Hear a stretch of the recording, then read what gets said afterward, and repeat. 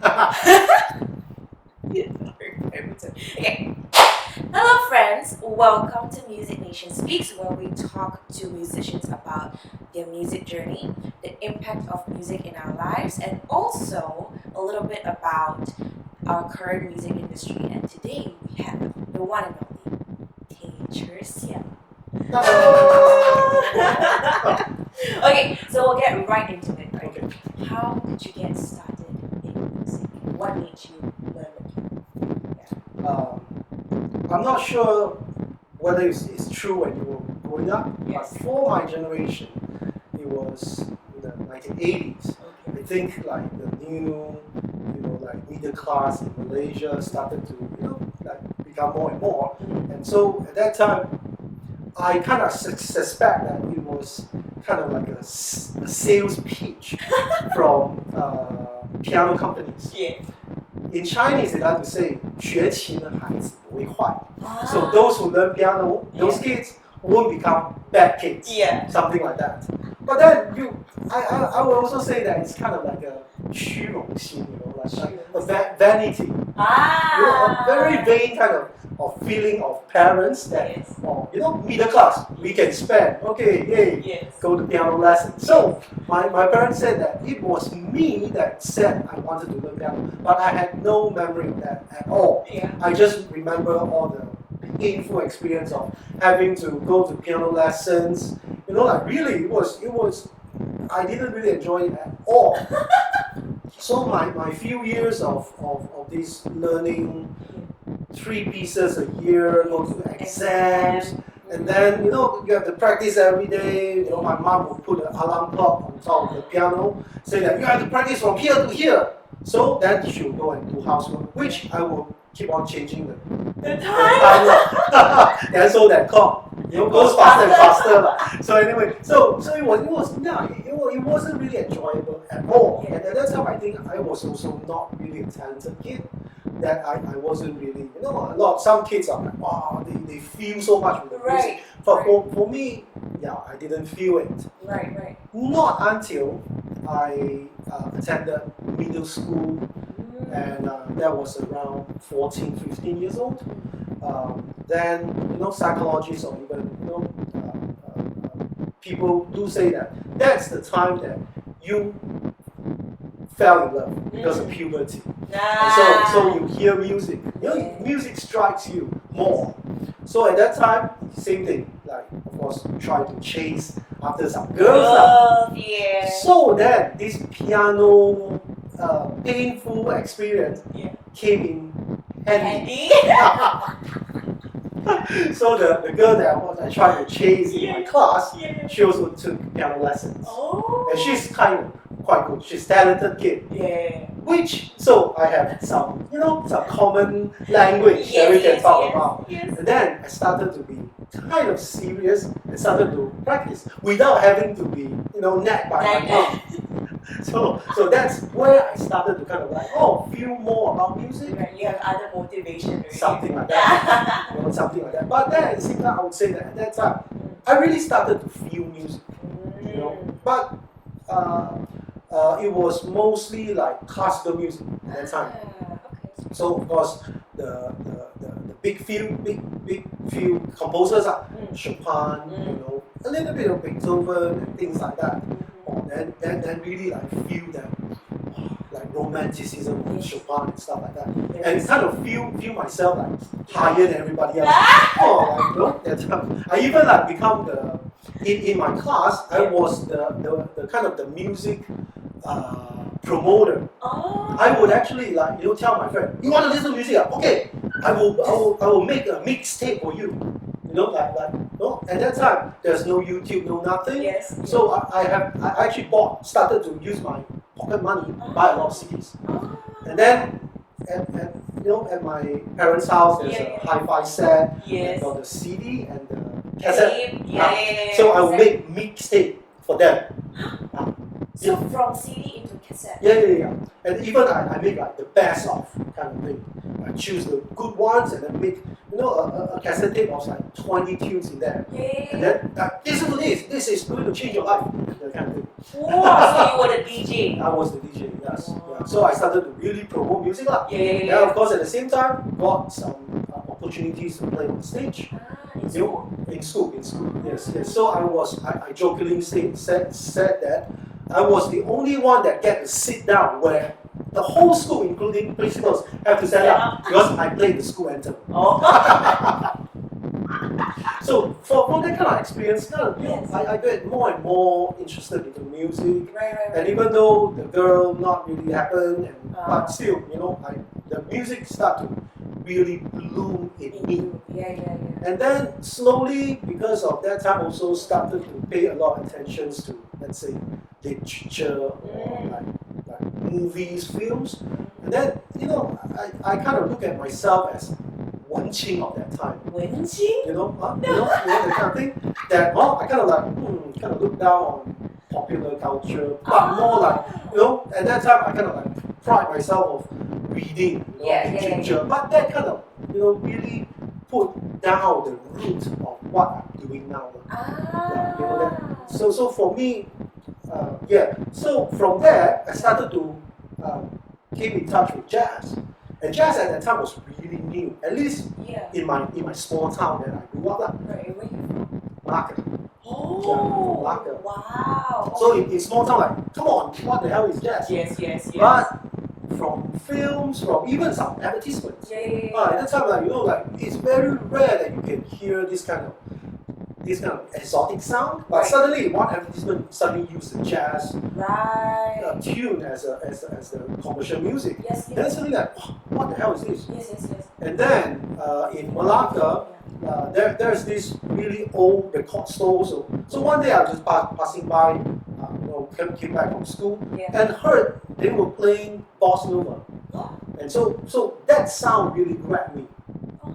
And so I saved the money, went and bought the CD, and then listened to it so many times. Yeah. Do you remember who's the artist? Astro Gilberto, Stan Getz, Antonio Calzuri, all these people.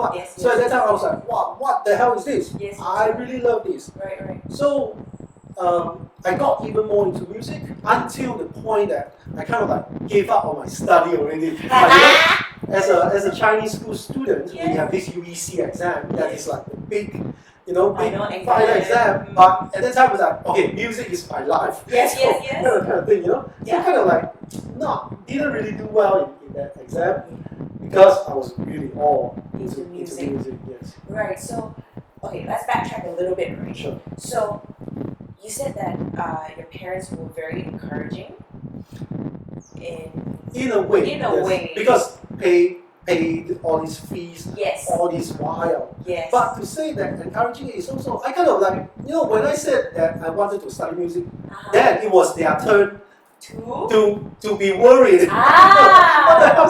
No, are you serious? Things like that. Right. So I kind of don't see that they really know, but rather it was, like I said, it was kind of like vain, kind of like it was a thing that middle class do. So And they didn't know like what they were getting themselves into, right? Something like that. Or rather they know the they only know the surface. I would say, Yes. Like my dad. I mean, my dad. He's kind of very caring about us, but in a very different way. So he would. Once I said that I wanted to study music, and he has to accept that fact. Then he started to, find all these news clippings. He would cut out, news about, let's say, Fei Wong. Fei Wong signed a contract, $1 million. He said, wow, this is good now. You become like this. Or like Yo-Yo Ma, get paid how much to perform a bar suite. You have to become this. So for me, it's like, not really know. They don't really know. But then at the same time, I would say that they really care. So in their own way. Exactly. Because they didn't know what possibilities there are. Exactly. What kind of career that we could have in music. Yes. And I feel like in the 80s or in the 90s, the music is such a new thing still. For us lah. I think for me too, like my mom is exactly like your dad. Like, who signed what? Okay, cut out. Okay, now you can become this. If you are rich and famous, then you can do whatever you want, that kind of thing. So I got caught on the word feel. Like when you said you started to feel music more, Mm. what is feel for you? How do you define it? Like when you play or when you see students play, yeah, what is that feel? I think there's a line. Yeah. So before that, I didn't feel was Mm.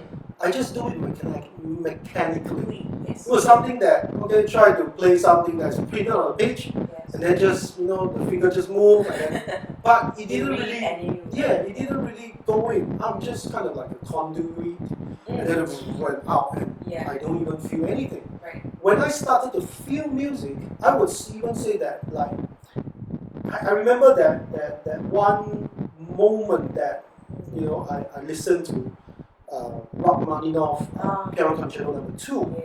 Yeah. I read about it. Yeah. He said that also good. Then I went and bought the CD. Yeah. I actually sat in front of the CD player and listened to it for the whole afternoon. Wow. And just like really feel the music. Of course, I couldn't play that piece of music at that time. Yes. But the music really just like touched me. Right.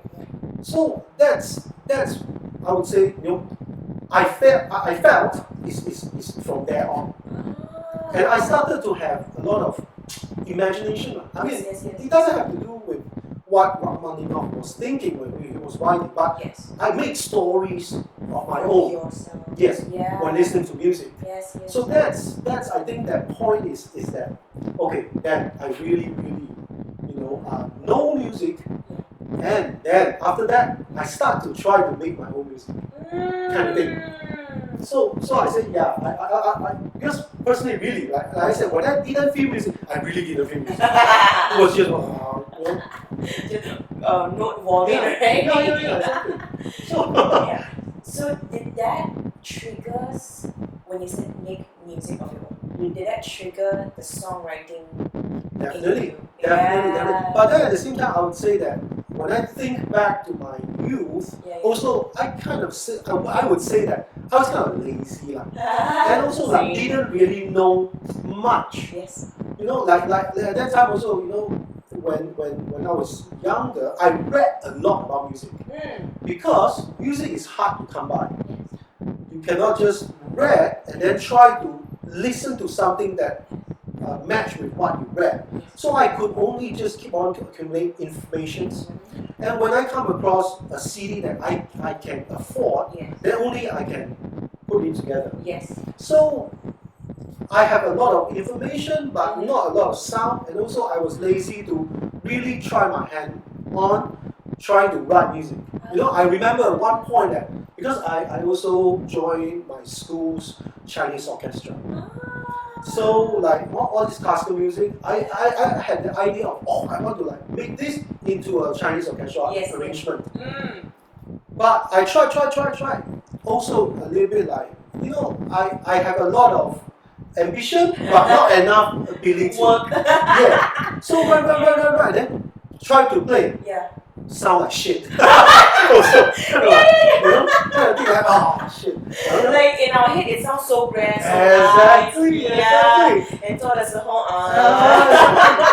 So, but those are the things that if I knew, I would have keep on doing. Yes. But it's just that failure, and then you kind of lazy malas, and then like don't do.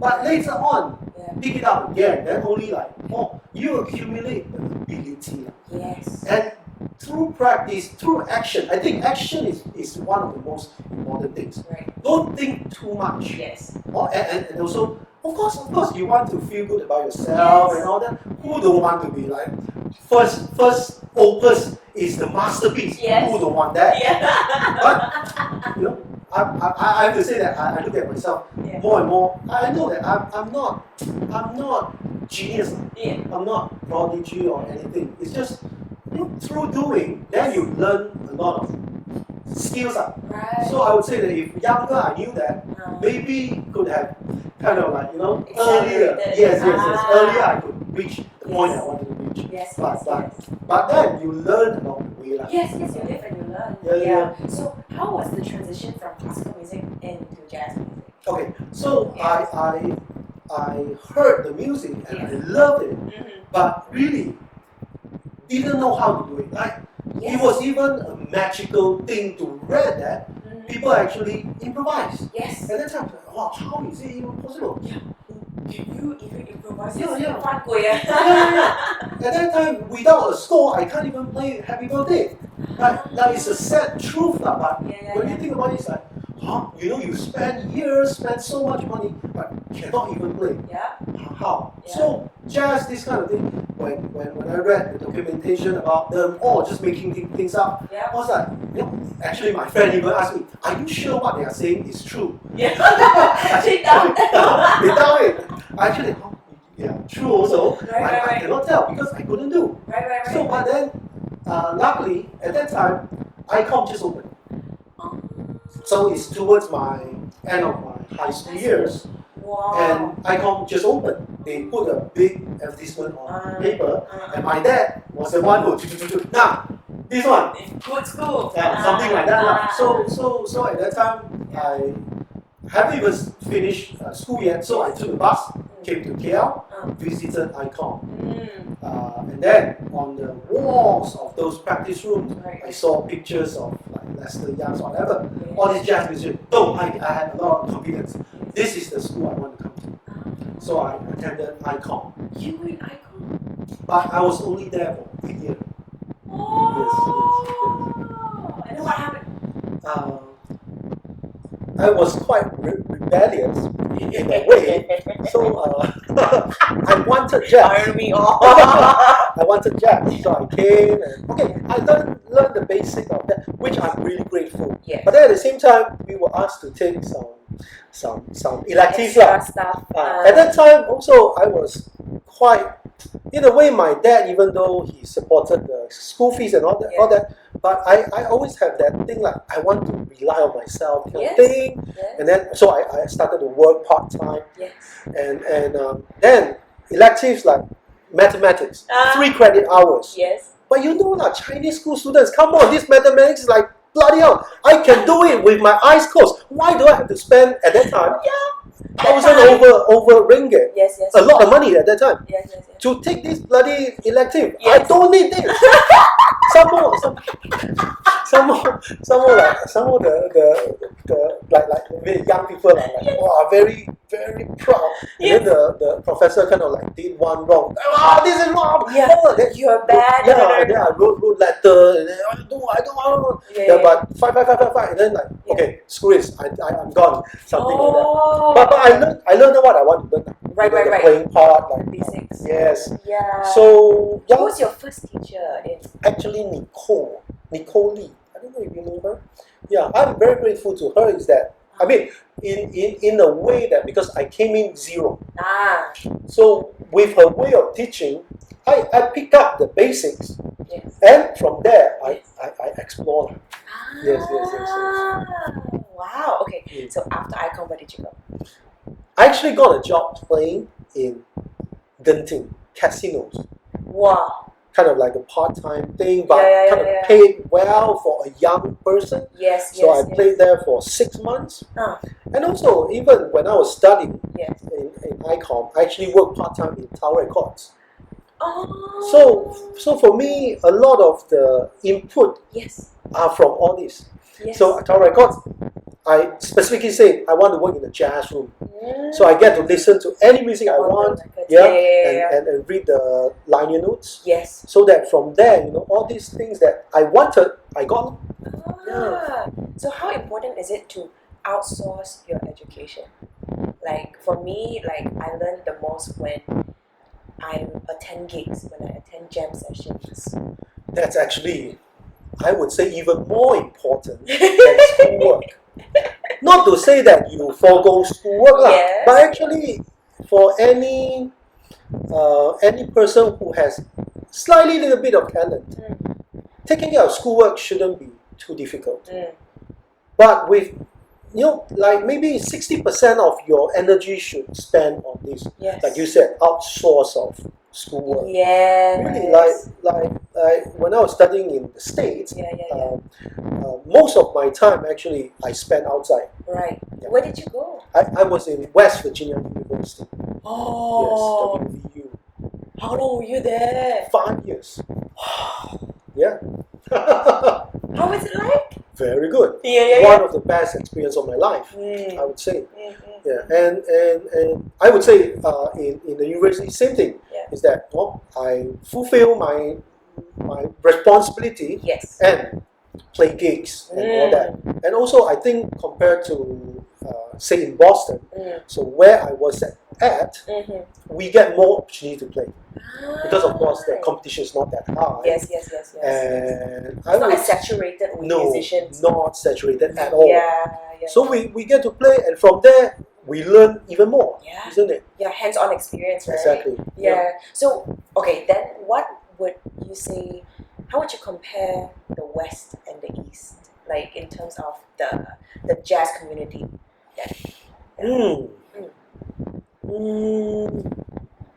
I think it's kind of quite different in a way that because of course in America that's an ongoing culture kind of thing. Yes. Even though I was in West Virginia, the town is called Morgantown, but even though it's such a small town, it still has a kind of tradition there. Yes. Because it's quite close to Pittsburgh, where Pittsburgh musicians really brought a lot of influences to this town, and all these names like Henry Mancini, George Benson, Errol Garner, even they are all from Pittsburgh. It has this ongoing tradition. Yeah, and also in the old school days where they tour, Pittsburgh will be the place that they will always stop by. Yes. And things like that. So the young musicians that I met in Morgantown, there are several of them really highly talented. But we always, for some, at that time, I would ask the question, why don't you go to New York and make it there? Yeah. But the answer that I got, and also by observation, is that I really do also really respect them, is that they feel that making it doesn't mean that everybody have to be, making it has different definitions. So for them, they actually really play really well. But still, they are doing it in a way that enrich the community. Yes. Kind of thing. Yes, they're giving back to their community. Yeah. But then at the same time also, they are living a way better quality life, I would say. Playing the kind of music that they really like. Yes. It doesn't have to be cutting edge, but at the same time, there's a lot of tradition in there. Yes. And also this exchange of ideas with like Pittsburgh, with Philadelphia, with all this stuff. So I find that this is something that I would like to bring back.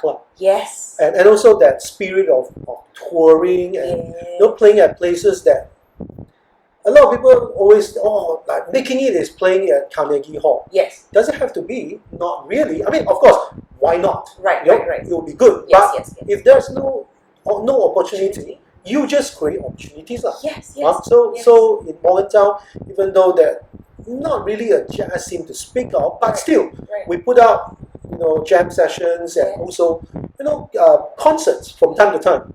And even for me, I learned a lot, and take action was really like, even though it's not required of us in universities to put out concerts every semester, I still did that. And do everything my own. Apply for permit and make posters even, and all this, sell tickets, and all this really I brought back. So when I'm back here, so I feel that a lot of people always ask also, since you already gone to America, why don't you stay there? But I feel that, of course, if the opportunity appear, there's opportunity, maybe stay there, also okay. Yes. But why not come back? Yes. Also okay. Yes. Which I think come back, and I get to do a lot of things. And even though we don't really have a so-called a big scene, but there's a lot of potential. Yes. Yeah. So, I feel like for me personally, like there's so much room to grow and to create new things. True. Yeah. And that's why I like, for me, I was wondering, like, for you guys to tour Malaysia, and to tour Malaysia only, that kind I mean, for WBC, right? That's such I don't see many people doing it. And for you guys to go town to town by yourself, I feel like it was such an Western culture. definitely that's the idea that from there lah. Right. But if we know of course the history of Yes. jazz or even music Yes. in itself is Yes, that doing this is one of the way to so-called bring up the music scene lah. Yes. If nothing happened, Yeah. you can shout as much as you want True. and complain as much as you want, True. but nothing is going to happen. Yeah, nothing's gonna change. Yeah. Yeah. So what are the difficulties that you faced in Malaysia trying to bring up the jazz scene or playing jazz in Malaysia? Of course, when it comes to money, Yes. money, of course, Yes. is the issue there. Of course. But then, Like what kind of financial difficulties that you if we Yeah. want to definitely only play jazz, of course it would be nice if we get funding to Yes. do that and all that. Yes. But the reality is, not really funding for that lah. Yes. Maybe I didn't find hard enough. I don't know. Maybe Right. it's just that I didn't really bother lah. Yeah. And the thing is, we don't really know where to find these things as well, right? I still always try to find opportunities. Join some like workshops to how do you find funding and all that. Right. But I couldn't find a way to justify to the sponsors like why you need to sponsor us, and also a lot of other issues that I kind of observe. Where I see maybe if we still able to rely on ourselves to do things, so I don't want to think about that side first lah. But while doing this, also a way of build up your portfolio. Yes. Hopefully, we can in the future. Yes. But at the same time also, I want to be grateful to my musicians and also even photographers. Yes. Like people who are willing to come together and go without asking too much questions. Because really, if you want to ask me, can they make a living? Actually, I would say maybe not. Yeah. So that's why the tour is only happen like once or twice a year. So we have to make sure that at least you make a living somehow, and then do this to satisfy our own. Yes, and you have the flexibility to satisfy your passion, to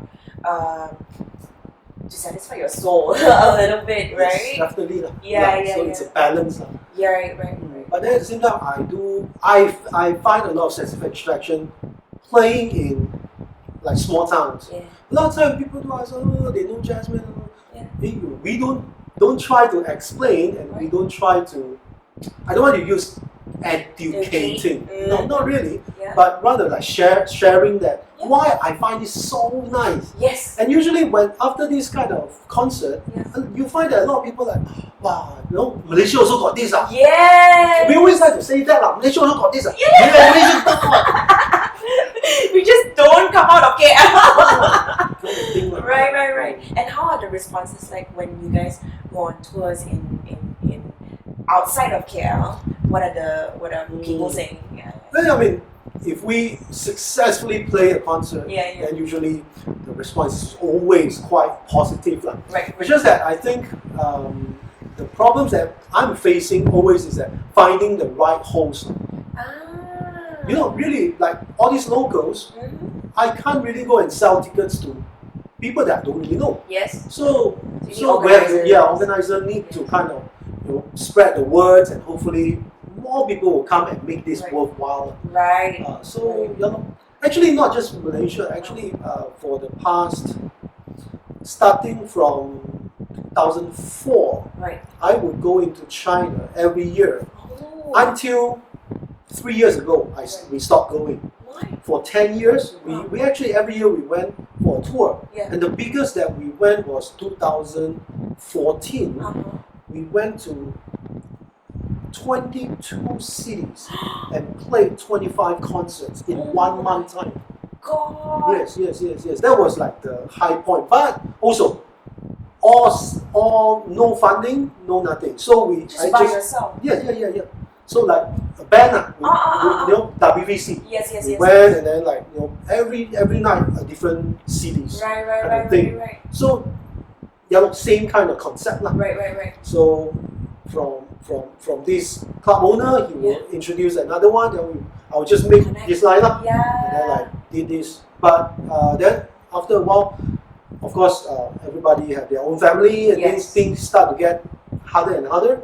And also, I think the political situation and visa and all this become harder.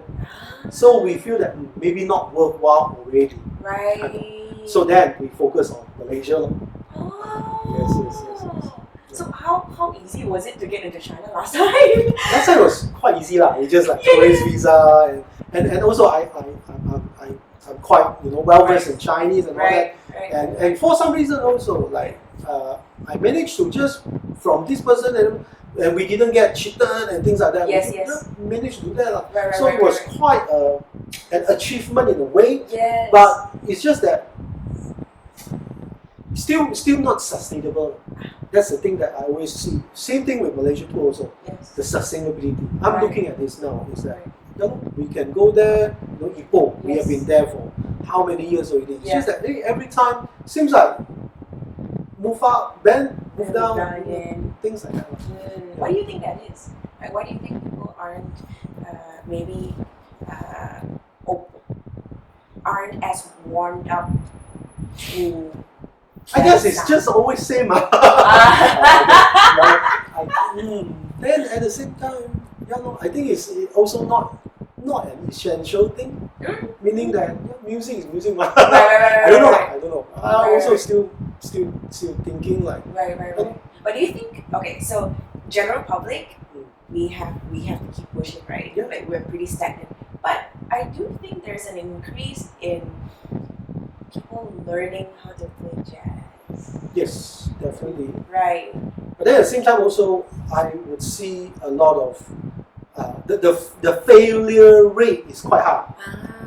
The interest, that initial interest, the drive, So have interest and take action is like this. Take action and failure rate is very high. Oh, really? Because I would say a lot of, from my own experience, a lot of people who want to learn about jazz usually are those who already train in classical.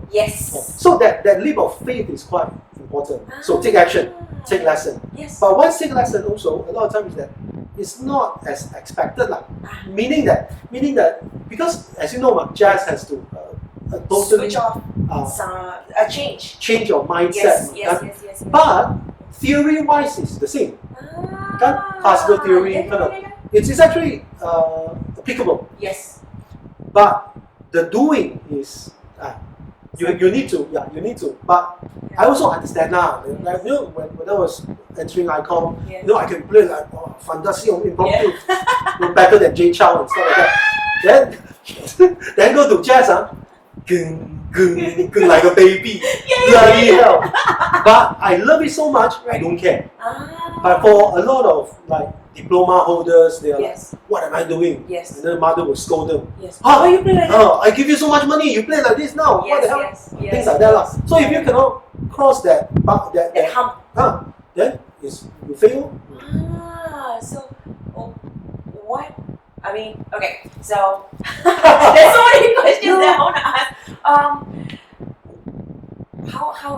How long have you been teaching, and what are the I guess I would say now is a good time to introduce some to put in some advice for upcoming musicians to like how do you get over that hump? Like what do you have to do to make sure that you actually pull through in this like learning?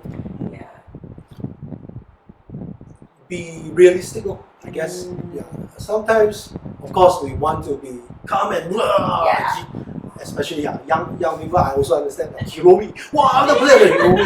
And then just buy the transcription and this is not real lah. Yes. So be realistic, meaning that knowing your own ability, and then learning and get to get to improve is usually a very small incremental kind of thing.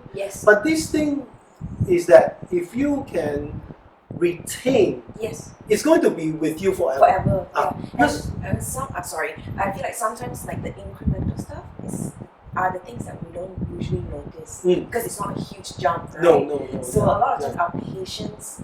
Yes. Yes. Yeah. And also, I guess a lot of the students that came to me Yeah. are usually adult students because they have work and all. Yes. But then at the same time, that knowing how to practice is very important. Yes. It's different from practicing classical. Yeah. Is a lot of time is you put out the score, you try to play it from bar 1 to the last bar, Yeah. and then of course you do some intense practice on some section. Yeah. But everything is there. Yes. But jazz is that what do you practice? Yes. So how do you practice? Yeah. I think a lot of it has to do with here, because to make sense of a groove. Yes. What is a group? Yeah, so you got to listen and Yes. try to break down Yeah. the beats and all that. Right. So what we are doing is that, but that also you need to have a mindset that you can apply this thing to many other songs. Yeah. Is this not just one song Yes. like this? Yes. So it's a thing that it will take a broader view of Right. things Right. rather than just Narrow. Yes, it's not one song. It's not tunnel vision. Yes, Yes. it is broader view of things, Yes. and then try to kind of tick off all these boxes one As by you one. go. Yeah. Yes. And also, have to develop a listening routine. Yes. I think a lot of time I found a lot of students like they don't listen to music, Yeah. or even nowadays is that because it's just too much music Don't know which one to available. listen. Yeah. So there's no focused listening. Yeah. And all the time, even you ask, what are you listening to? Don't even know the song name, don't even know The who is artist, playing, yeah. and all that. Yeah. So that kind of was a problem. I guess for my generation is that we are lucky in a way that because we just didn't have the access. Yes. So we have to Not much really choice. have to focus. Right. Because you spend so much money buying that CD. So Don't you listen. you have to listen. Make it worthwhile, ma. Tinggal kalan. Exactly. But that also is the way human learn by that. Ma. Right. We are not like computer, just input and then you got it. No. Right. I hope we get that kind of ability, but we are not. Yeah. So at this age, still, Yes. you need to input, listen to that particular piece Right. so many times that you actually can even hum it up. Yeah. And become a part of you, then try to learn whatever there is inside. Yes. Then that's only called learning. Yes. It's not about I have 5 gigs of music. It's not in you, ma. It's only in this thing. True. And then you're just yeah. How much you retain, you don't even know, right? Yeah. Right. But then of course this is not sexy lah. Yeah. I have to say this kind of learning is not sexy at all. It's you should. I mean a lot of students know it. Yes. It's just that the doing, Yes. I guess. Yes. And I feel like sometimes when I'm teaching or whatever, when we have to break down the tiniest things, how do we speak the lyrics and things like that? Yes. A lot of people get really frustrated. They get Yes. impatient Yes. and they question the process. Yes. Yeah. Yes. So, Exactly. Yeah. Exactly. So, but that's the whole point of learning, right? When you enjoy the process, when you understand what you're doing, when you're analyzing, we don't feel the improvement, but when we do it in the future, it's gonna be there. Yeah. Right. Yeah. And have to do lah. Yes. I would say. Yes. Or you can understand. You can. A lot of time also like lesson. Yeah. Wow. But go back. Not doing You don't it. do. It's not going to be you. Yes. It's just wow outside. Yes. Kind of It's thing. not in there. Yeah. So True. however small that is, Yeah. like you can like look down on. You're just playing, 两只老虎, double decker, try to play in 12 keys. Yes. If you can pass that, then you can only say that I know. But a lot of time, okay, I know, but don't do Yes. that. When really improvise, Yeah. cannot. Yes. And then you're like, right. So okay, after establishing WUC and after touring and having after having students, how do you balance work and family. Yeah, I feel like that is something that we, as musicians, because our life is so different unconventional. Yes, yes, Yeah, yes. our time is the balik, you know, right? Yeah. So having kids, having to take care of the time and things like that. Yeah. One thing I think I'm very lucky, Mm-hmm. fortunate is that that my wife actually we have a kind of a agreement that for now she's going to kind of more or less be the breadwinner. So that is that kind of easier for me. Right. So I'm so happy you said that. thank you. So in that way is that I would have to take care of the household. Yes. So and then at the same time I still have the freedom to tour even, Yes. to play and all that. And also grateful that I have a support system, my family. Yes. Like my mother, she's not unwilling to take care of my kids if I have to go out and perform. Right. So that's this kind of support system, everything kind of worked out very well. And yeah, seeing my peers, sometimes some of them don't really have this kind of fortunate arrangements. So I would say that for them, maybe they have to find a different way. But for myself, my kind of thing is that actually it also took me a while to get over that hurdle mentally. Of what? Of actually, like, for a time I got quite anxious about me, the one take care of family, and wife, the breadwinner kind of thing. Really, I have to say, even however much I want to say that I'm kind of open-minded, but when it comes to that, sometimes like, and also not even that, even the psychological thing about not getting enough work, I will get antsy. Yeah. I want to do something. Yeah. So I still remember at one point in life, I got so nervous that actually even I feel my health kind of a bit that. So at that point I was like, okay, I have to call it stop. Have to kind of like clear up all these. I wouldn't call them unnecessary work. But those are the work that I can start to put priority. So I don't need this. But I would rather enjoy this, things like that. So clear up some messy stuff. Right. In your and what made you what kind of messy work, if you don't mind me asking, and also how do you differentiate what you enjoy doing and what you have to do, or like what you don't have to do? Yeah, of course. Over here, I guess when you talk about work that bring in cash, usually functions all that. So I would. Gigs, So things like that also have different levels. So some that you get to kind of play happily with your band, and those who just to do and get money. So there's of course then that one no need lah, things like that. So and then to say no actually sometimes it's hard. Yeah, it took some get used to lah. It's hard. Like now, like I feel like because I'm teaching, and then sometimes when there's a club gig or like there's a pub gig, like you just want everything, man. Yes. And 时间不够用啦. Like I need to teach, and then I have to get ready, I have to go. But I want time, and also another thing, health. I cannot be teaching and singing at night for 16 hours. That doesn't make sense, right? But I lived through that. I understand that. And also the anxiety that you always would think that if I turn this down, I will lose this part of the contact or things like that. What if I don't have job in the future? Something like that. I think this is all of us have that.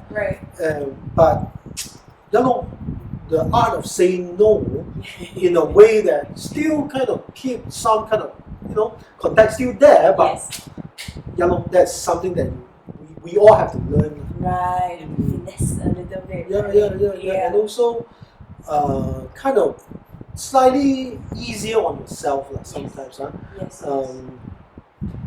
But I find that I actually get a lot of rewarding experience. How to say, by not being too serious on myself. Meaning that, I mean, when I was younger, kind of like, this kind of music is better and things like that. Not really. I mean, now I'm not saying that to lower the quality as well, but after all, our work is to play to an audience. Yes. I'm not saying to kind of, to sell out. Yes. No. Yes. But how do you play it good enough, but at the same time entertain the audience? And there's a reciprocation. Yeah. Yes. Positive kind of thing, Yes. which to me more and more kind of I find it very rewarding. Yes. On top of the financial reward. Right. So I think that's you found a sweet spot. Hopefully, Right. but at least like happier. Yes. And also Right. You get to have some fulfillment, but at the same time do your job as an entertainer. Exactly. Right. Exactly. Right. Yeah. Okay. So I have some questions here. Random some more. Yes, random. So you have to pick. I think we can do 3. Okay. If Sijian allows. Cool. Alright. Okay, go for it. Banyaknya. Pick one first. 1, 2, 3. Not ready. Okay. Some like but I like to. What is your biggest regret and what did you learn from it? I'm sorry. Wow. No regret. No regret, huh? No regret. Not really. I mean, Right. yeah. Oh, what is the biggest lesson that you've learned then being the one thing that has stuck with you? Be not so serious. Be slightly, kind of finding the balance. Yeah. It's quite important. Right. Yeah. Kayla. Pass. Pass. What is your biggest fear and how do you combat it? Kind of back to that, lor. Yeah, don't be too serious. Yeah. Mama. Oh. Yo, all this big question. What is your motto in life? Yeah, this is what I'm thinking at like 3 a.m. in the morning. This is not for everybody, like all the interviewees. Oh, madam. Yes. Motto in okay. I can think of one. Is that do not be too anxious about future, but rather every moment right in front of you. Yes. Maybe not just like right in front, but 5 steps. Let's say maybe 5 steps. Rather than thinking about 100 steps, Yes. think 5 steps ahead. It's always quite okay for me. Yes. So it's like playing jazz also. I think. So I like to say that playing this kind of music really gave me a lot of nourishment in life as well. Is that because the kind of the way we do this music is that you cannot say that I want to play this lick in plan it in the next 20 bars. It's not going to happen. Yeah. And also how you react with musicians along the way, Yes. it also kind of changed your direction. Yes. But do you regret that? This guy do this. I should have done that. All things like that, or even like get mad at them, like, stop. No, time still go on. Yes. So I think The music goes on. Yeah, in life is that okay? If that happened, I can try my best to minimize the damage or whatever. But it's always still okay. Yes. And also It's called a response. yeah, in a way. exactly. So I think my motto in life is play by ear lah. Yes. And Wow, big by ear. kind kind of thing lah. Yes. I think lah. Yeah. At least that's how I live until now. Right.